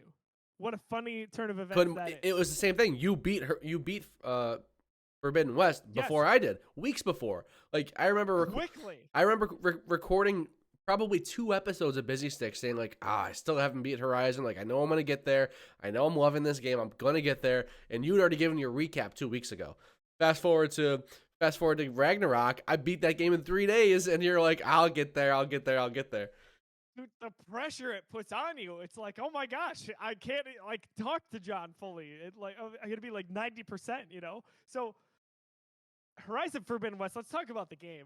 I also platinumed this. Rashawn, you'd be proud of me for that. I love this game, man. Like, it again. A lot of times you associate things you play or watch or listen to with events that go on in your life, I think. So yes, in the middle of all this, my daughter Nora is born. But the game itself, I really, really loved. Like, it took everything from Zero Dawn and made it better. The story was better. The gameplay, traversal, side content that I cared about all of a sudden, like challenges, all of it was just so wonderful. And then at that point, I knew that was probably a lock for my top 3, if not top 2. I didn't know how a few things would fall. I assumed God of War would also be in there, but that was a sure bet for me. And I gotta say, that made me a lifer of a fan with the Horizon franchise. I cannot wait to go back and play the first one again, to platinum that one. We think we might be getting a PS5 version of that. Like, all of it. I can't speak to how special this experience was for me and how I thought it really built on that first one and truly made it better. And it's one of the few real open worlds that I cared about seeing every corner of that map. And kudos to Guerrilla and the team over at Sony for making this happen, at PlayStation Studios, I should say. But Horizon Forbidden West, a strong second on the list for me. And in many years, other than this, probably would have landed number 1 for me. to say it's not on either of your lists is, I don't think, really a deterrent to the game. No, I want just more of a surprise to me than anything else. I figured it would be. I haven't played it. Yeah, that makes a lot of sense. It would have been number 3 if I played it. Tim's got the easy explanation for sure. Yeah. By the way, I'm not blaming John at all. Those are great games that he's mentioned. It's just, I only say it's funny because coming into the year, like Horizon, I'm like, that's John's game, that's the guy. But anyway, I want to chat about that. I want to talk about why Horizon Forbidden West is not on my top 5 game of the year list. If we're doing a top 6, it's there, baby. Like it's right there. Yeah. And it's not, like you just said it, it's not a deterrent on what the game is. I look at this list and like, I can't leave any of these games off. I cannot discard Marvel Snap. I cannot get rid of Neon White. Pokemon had too much of a year and means too much to me. And Cuphead is it's just one of my top 3 to 5 games of all time. And this DLC was just the icing on the cake. I can't leave any of that off. We haven't gotten the game of the year, but we all know what that is if you know any of us, right? So you talk about the odd man out, and that odd man out is Horizon Forbidden West. Here's the thing for me. It was a slow burn. I thought the beginning of that game was a drag. As somebody who had just played the first game, or who had already played the first game, I thought they were spoon feeding me too much about getting back into this world. Like, I'm relearning things. I'm rehashing dialogue about the game that I had played. Like, just show me a cutscene. Just show me a 30-second cutscene, like telling me what happened in the game before. Like, I don't need to go on a literal quest to have a conversation with the king of this town that I, saved a couple hours ago in this previous game. Like, I don't need that, right? Like, I thought it was a very, very slow burn. And by the time we got into the open world, I'm like, okay, this is great. Everything is better. It's beautiful. The traversal's better. The enemy variation is better. Of course, everything is better. I don't know. It must have been my first taste of the just not really digging the opening to that game. I didn't want to do anything else. I just was like, I was interested enough in the story, or I'm like, I'm just main pathing this, and like, I don't care what you have to say. I don't care what you have to say. I'm going west. I'm literally going west. I'm going to the Golden Gate Bridge. Like, I'm heading that way. And then at the end, the story took a turn that I like wasn't really like digging. I don't want to get into spoilers, but like it was always a weird story. It was always a bit more sci-fi than I expected it to go. But then all of a sudden, it goes to like the most bizarre sci-fi you could ever possibly imagine, which isn't really what I thought the first game set up. I thought the first game set up a more grounded, real life, this could happen story. The second game is like, nah, bro, aliens, space, insane, sci-fi. I'm like, okay, I had fun with this, but like, it didn't live up to what the first game presented for me. I still really, really liked it. I borderline loved it. It was a great game. I finished it. I had a blast with it, but it just misses my top 5 for everything I just said. Fair enough. I wanted to hear that so much and talk about this, just in general with you, let alone that it wasn't on your top 5. But like, again, going like, I cared about even like side characters and checking off, did I see this machine versus that one? And that's rare for me. Give me Star Wars and that's it, and everything else I'm like, I don't care about your open world. Like, just get me through the story. So that, I think that's why I had it so high, because for some reason it struck a chord, and I don't even know if I could explain why. It happens. It just did. It's a place and time thing. That happened to me with Ghost of Tsushima. That game was like, it's not my cup of tea. Yeah. It's not my cup of tea in general, like open world games, like what it had to offer. I was always interested, but all of a sudden that game was just like, oh, I want to do everything. I'm enjoying this open world. I'm enjoying being here. I did everything that game had to offer. Like, I know what it's like to just like catch that bug and be like, yo, I love that. I want to do it all. I want to do it all. It just, I gotta play that. Horizon didn't do it for me. Good stuff. No, good discussion. Tim, let's get to second on your list. This is going to surprise a lot of people, because a lot of people thought that this would be a different game than it was. This isn't a surprise to anybody. Elden Ring. Just fuck off. No way. Stop it. So my number 2 is God of War Ragnarok. I was like, wait a minute. What? I mean, we'll talk more about this when everyone else uses the number 1, because it's pretty obvious where we're all going. So let's just go down the line, right? Let's talk about it. John, game number 1 on your list. Game number 1 is God of War Ragnarok. Same here. So perfect how it worked out there. Yep. Tim, why don't you lead it off with Ragnarok? So I have only played about maybe a third of the game, partially because it's very difficult for me to find time when my kids are all sleeping to sit down at the TV and play my PS5 lately, because that's not a game I can play in front of my son. It's just not appropriate. But from what I have played of it, it's very easy. I mean, I'm just hooked, and I love it. I just need to sit down and find time at night to play it and not go on my computer. Tim, did you ever, asking as a fellow dad here, at any point did it cross your mind where you were like, did you try to justify it with yourself? Like, no, I could play this in front of Oliver. Yeah, I've thought about it. Like, if he's on his iPad, he might not watch. Yeah. Then I see him like watch something on TV while I was playing his iPad. I'm like, probably not. To me, I was like, all right, there's not a ton of swearing. Like, it's fine. From a gore standpoint, I'm like, it's so fantastical. Like, it's fine. But yeah, like I had that argument with myself. They might think that I can't wait until Daisy goes to bed. They might think the Leviathan acts as a paintbrush that I'm painting people with. Painting red. Why is it so red? The week it came out. So good. The game itself is amazing. The story hooked you. The combat, I mean, I just love everything. I love the first one so much, and I love this one so much. I just need to finish it, but I mean, it's easily my number 2. I mean, there wasn't a lot. There's nothing that I would put above it, not even finishing it. It's such a good game. So, so well done. I can't believe how good the story is. It almost felt like the end of a trilogy to me, where it was like we're maybe saying goodbye to these characters without going into spoiler territory. Like Ragnarok is such a big event in that lore. To bring it here, I love how it pivoted from Greek to Norse in 2018, and then I thought that you could not make a better game than that from a God of War standpoint. And then we get this one, right? And the combat is even better. Like, you add in certain weapons. I texted John when I got the spear, and I'm like, are you kidding me right now? Like, it just keeps getting better. And the way that you, again, without spoilers, you kind of partner up with different people in the story that maybe I didn't anticipate. It's just special. And Rashawn, he said it's the best game of all time. I think a lot of people would say that. And even if you don't agree with it, it's hard to argue.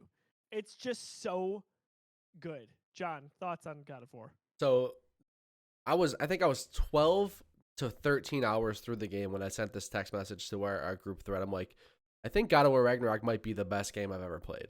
And I say that not with it being my favorite game I've ever played. I would still take The Last of Us and maybe even like a Cuphead, like the games that really, really like hit home to me and like my interests. I'd probably take those over in terms of games that I like better, right?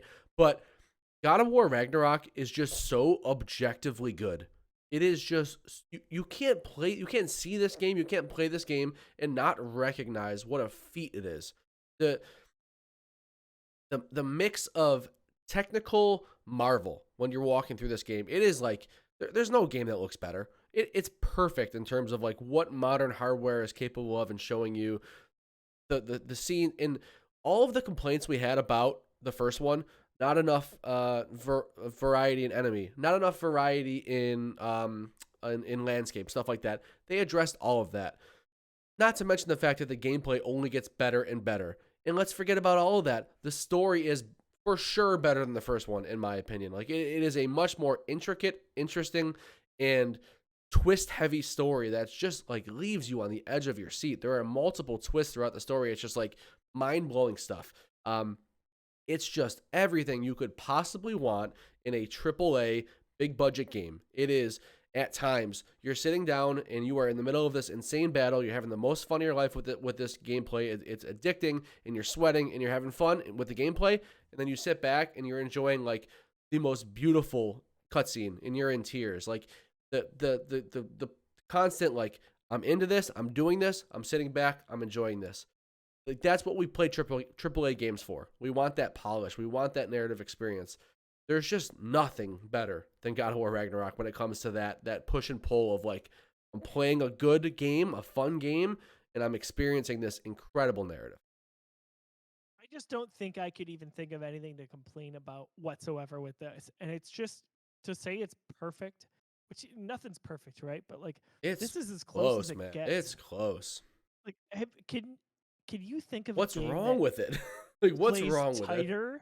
Like, you talked about like on a different scale, Cuphead. You're like, I died. That's my mistake.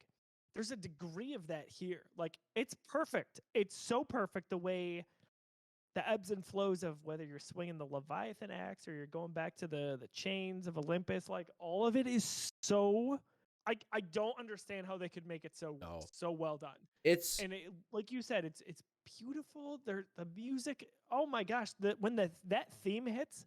Oh my god! Like, it's so good. The antagonist, who I'm not gonna say it out here, is one of the best in gaming ever. I think it's fair to say that. I think it's fair to say the antagonists are Odin and Thor. Like, we know what we're getting into. Right. The portrayal of Odin in this game is just insane. Odin is. I did not see the major twist coming. No, none of the few twists. Like, yeah, Tim. Yeah, don't. Yeah, there's no alluding here. Like, you will never see it coming. You'll never see it coming. It's so insane. Here's what I'll say is like the one semi-complaint that I've heard about the game is about pacing. And when I hear that, I know what they're talking about. I know which specific sections they're talking about. To me, that's what made this the masterpiece. Slowing down and like sitting in those moments and being with those characters in those very specific situations, in those very important situations for 3 hours, maybe broken up in the course of 2 different sections. Like, good time. Did this not have blueprints of what worked with The Last of Us Part 2? For sure. You think about how that spaces out. Me and Rashawn recorded the one night. You guys were way ahead of me in Part 2. And I said something where I thought I was getting close to either the midway point or the end, and you both kind of laughed. You're like, Joe, Rashawn, I'll never forget it. Rashawn goes, Joe, play 3 hours tonight. And I did. I made sure almost to the minute I played 3 hours, and I was like, got it. And that's when Part 2 hooked me, because it was a slow burn that was roughly the same amount of story time, by the way, 24 to 28 hours. Exactly. They took that and did that with Ragnarok. And can you think of like an ensemble cast in a game like this where you think it's a bunch of meatheads that like you care about as much? Oh my god! How many hours do you think it took you to beat the game? Like, get everything? 27 to 28 to beat the story. Yeah, close to 30. I mean, like, yeah, shy of 30. And I didn't do much of the side content. 100%, I would say. Right, and so earlier in the episode we were talking about side content for something.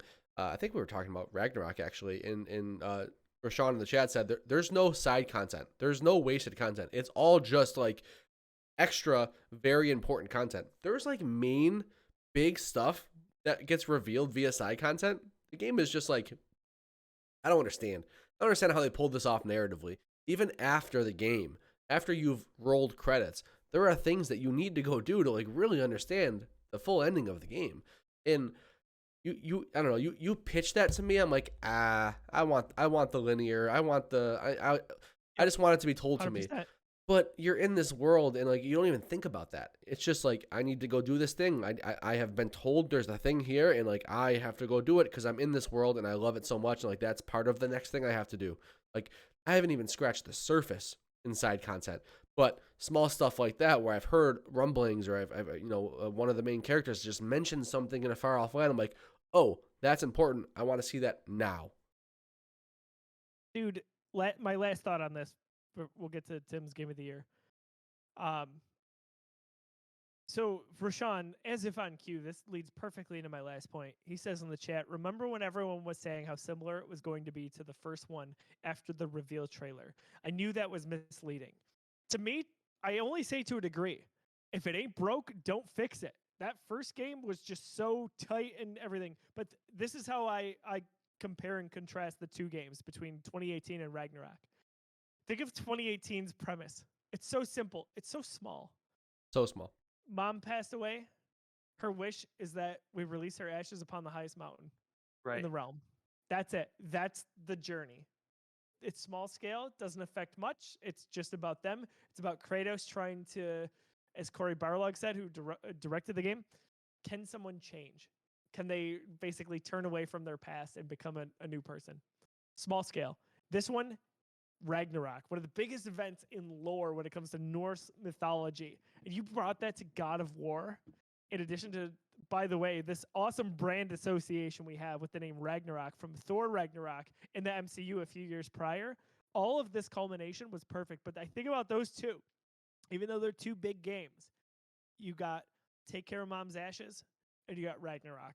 And I'm in heaven when it comes to like, it delivered and then some, and I'm just so thankful that we got to play it.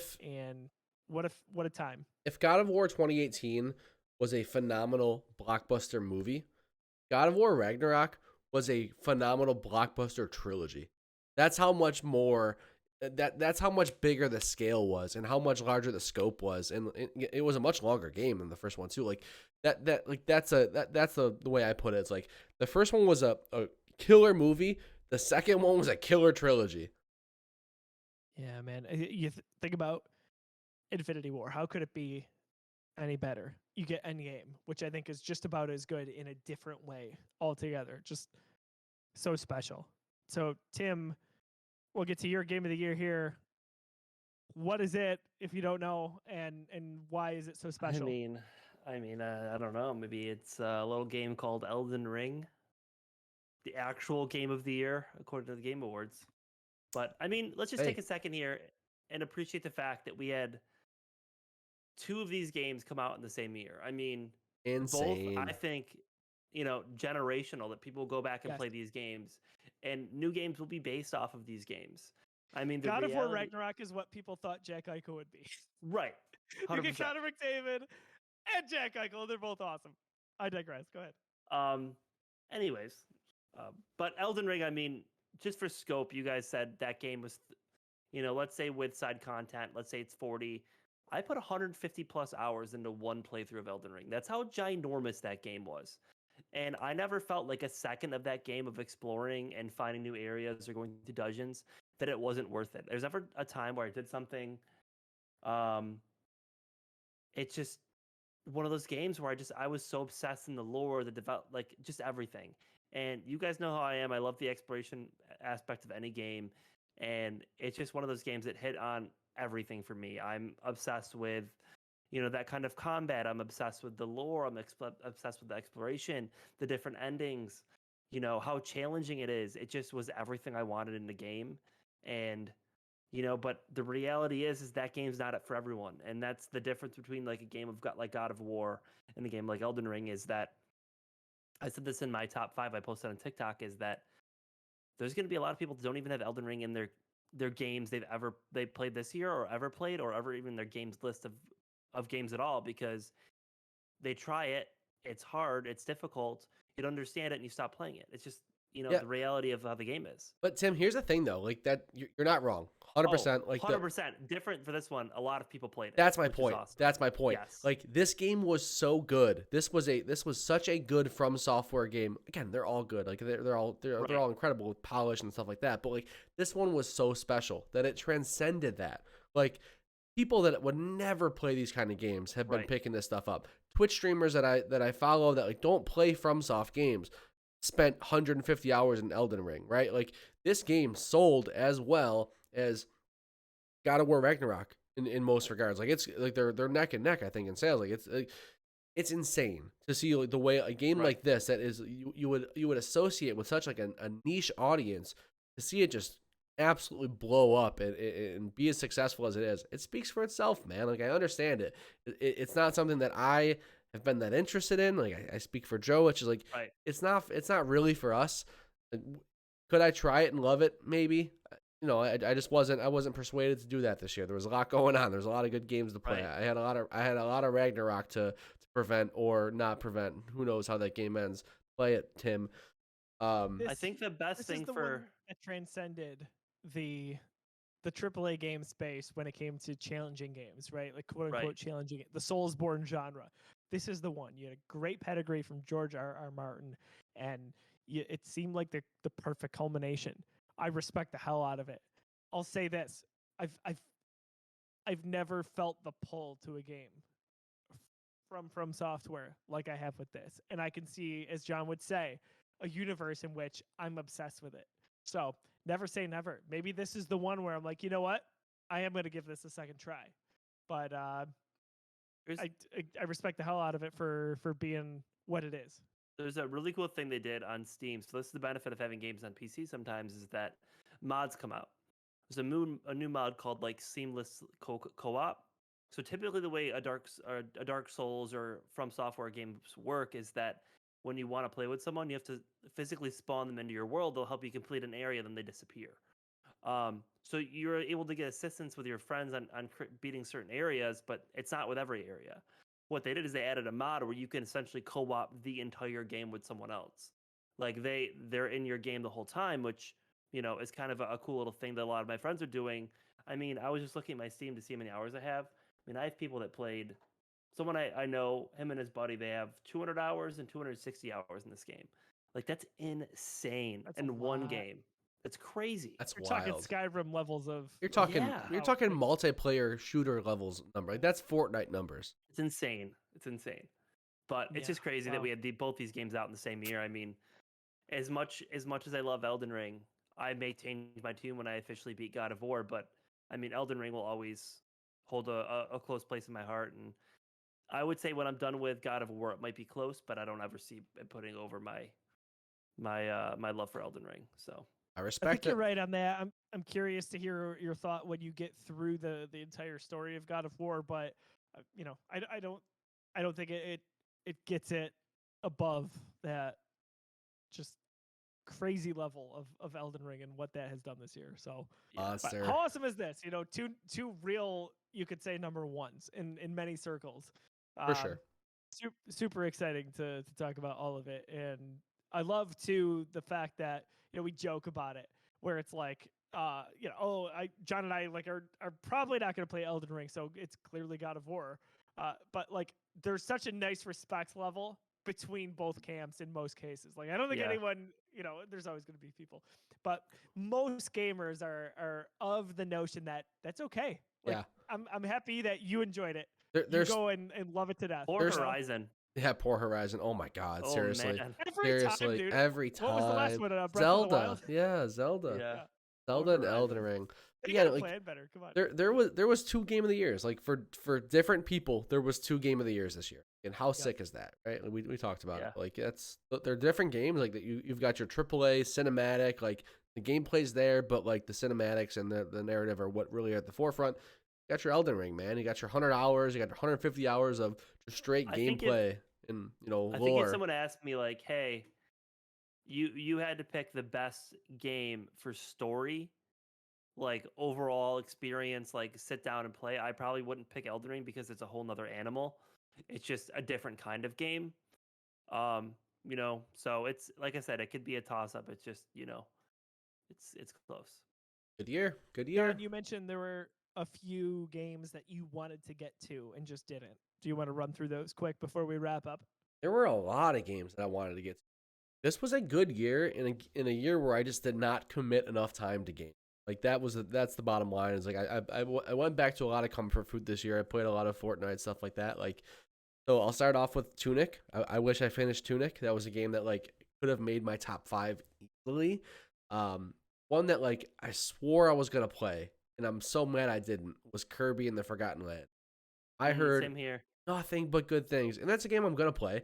And it almost seems like a pattern for me, where it's like I just kind of sleep on Nintendo games for a while, and eventually, like, you know, play them and obsess over them. So I'll get to it for sure. But Kirby, like, could have easily been in this conversation for all of us, I think. Cult of the Lamb, that was an indie game that kind of like took the world by storm. That's one that like was super interesting to me. I just never pulled the trigger and I never got through it.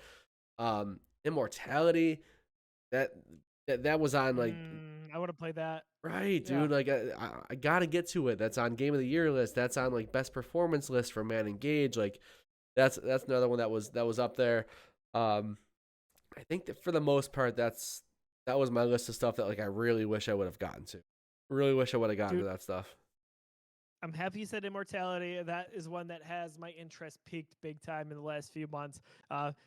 It's Kirby for me. Like that's the only game I like wrote down. Daisy and I played that demo, like There's No Tomorrow, and I think that would be a really fun game to go through. I'm with you. Like, I don't know what it is. I'm like, yeah, that game will just be there 6 years from now, and I'll get it then. We'll get there. I need to just go get it. I think the other problem is like Nintendo games never go on sale. Like, so it always feels like a new game. If they don't go on sale, why don't I just get it when it comes out? Because I'm not going to save any money if I wait. But yeah, Kirby and the Forgotten Land is one that I really want to get to. So if I ever, see that one down to 30 or 40 in some way, shape, or form, that's one I'm going to scoop. Take it at 50, bro. Yeah, honestly. Right. Tim, anything for you that was just like eluded you this year? There's a lot. I mean, Horizon, like you guys said, Immortality. Cult of the Lamb is one that I really wanted to pick up that I will pick up on my Steam Deck at some point. Kirby was another huge one for me. Plague's Tale, the Requiem. I gotta play both those games. There's a lot. I wanted to play the Quarry, just haven't gotten it to yet. I don't know if I ever will get to that. I mean, there's just so many games. It Ghostwire Tokyo I wanted to try, but I heard mixed reviews, so I ended up playing it. There's just a lot, and I think so. Here's my issue with this year, or this last year, is that it wasn't that I didn't want to play them. I just had different priorities. Now that I have the Steam Deck, my list changed. Anything that could go on my Steam Deck was on my Steam Deck that I maybe already owned. I mean, God of War, Horizon, Nier Automata, Village. I mean, I played all those last year. And that's not a short list either. There's just so much that I played that, there's a lot. There's a lot that I want to play still, but I don't know if any of those aside from Horizon I'll be active to pick up unless there's a lull and something else that's coming out. Other games I did play that I enjoyed that I wouldn't have on the Game of the Year list. I really enjoyed Shredder's Revenge. Like that's such a nice callback to some of those 90s TMNT games. We joke that Stray was on Game of the Year lists. Stray is a better game than some people give it credit for, and that it's also not supposed to be on Game of the Year list. So what am I saying? Just go play it. It's 4 or 5 hours. We have it on our Steam Deck. Our buddy Kyle bought it, so I was able 4 or 5 hours. That. Yeah, I want to say maybe 5 for the story, and you could do other stuff. But it is a quick game, so go do that. Like that's fine. And then even though we don't really count these, I really, maybe some of the most fun I had last year in gaming was The Last of Us Part 1 on PS5. Even though it's a game I've played a few times. It's a good call. We talked about it. That's a game that you got to go play, whether you played Last of Us or you haven't. That is, in my opinion, the definitive experience, the definitive way to play that game. No conversation. So go do so. For sure. What's that? No conversation about it. Yeah. That's the definitive way. I mean, that game looks better than The Last of Us Part 2. Crazy. It does. They did a masterful job on that remake. So go check it out. I really don't know if I'll ever play The Last of Us Part 2 again on the site. You have to. We'll get there. I will. 100%. I don't know if I can. I really don't. I mean, that game just... We can do it together. We can do it together. Don't give it 2 years. You're going to get your PS5 version. It's going to be great. Maybe it happens next year. I don't know. It's going to be this year. I'm telling you right now. The hype, I mean, it'd be a waste of time not to do it. There's no way. Yeah. Way to capitalize for sure. All right, boys, we're gonna skip Guess the Game just because that was such a long episode. We'll bring that back. Be off at 1 o'clock if I did it. of Busy Sticks. But final thoughts here on the show. Where can we find you on social media? All that good stuff. Anything to plug for the Geekiverse as well? John, we'll go to you first. What a year in games, man! I'm so glad that we finally got to sit down and talk about it. Like what a good list. What a good honorable mentions. Like 2022 was great, as Rashawn says in chat. 2023 just might even be better. So excited to see what that has in store for us. If you like video games, you probably like The Last of Us. Watch The Last of Us. Our discussions every week. We just finished recording the episode 1. We're doing this every Monday. We're gonna shoot to be on time because this means a lot to us. This is appointment viewing for us, but it's also going to be appointment recording. Like we want to get this up. We want to talk about it. We want you guys in the comments chatting with us. Check that out. It's gonna be a blast. Well said, Tim. Same sales on pretty much everything, and the only thing I'm going to plug is the same thing John plugged. If you have not watched The Last of Us on HBO, watch it. I don't care if you've seen the show, if you've played the game. Get your family friends to watch it. I mean, it's just so good, and you're missing out if you don't. And join us here when we talk about it, because you're gonna want to talk about it after watching it. So. Good stuff. You can find me on social media at IamBrosaya. For the Geekiverse, you can check us out live. All of our shows stream live on Twitch, Facebook, and YouTube. You can, of course, watch those episodes back if you missed them live, or listen on podcast services wherever you download podcasts around the globe. Guys, we talked about 2022. We just put a bow on that. 2023. We've got some stuff happening. We've got Dead Space coming out in the next few weeks. In the next few months, we've got Star Wars Jedi Survivor. We've got Resident Evil 4 remake. Oh, I can't wait for that game. We've got Legend of Zelda coming out. We've got hopefully Suicide Squad coming out. I don't think so, but John Hogwarts Legacy going on that one. Resident Evil 4 remake. Are 4? Final Fantasy. I mean, there's a lot of good stuff coming JT, out. I said that one already. Oh, you did? I didn't hear you say it. I mean, I said it first, but clearly, what is the conversation going to look like at this time next year for Game of the Year 2023? What dark horse is going to come out of nowhere to make that top 5 list? What game are you going to be surprised gets pushed out of the top 5?